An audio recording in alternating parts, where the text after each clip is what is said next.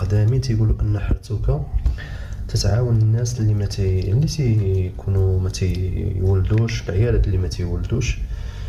يعني هادشي علاش بانت لي الفكره انني نديرها، بعد ما كانوا الناس يسولوني على الطريقه يعني مزيانه لهاد القضيه هذه ديال العيالات اللي ما تيولدوش. وهي اصلا ديال البرد، تخرج البرد من الجسم، هي اللي فيها البرد تنصحو باش ياكلها.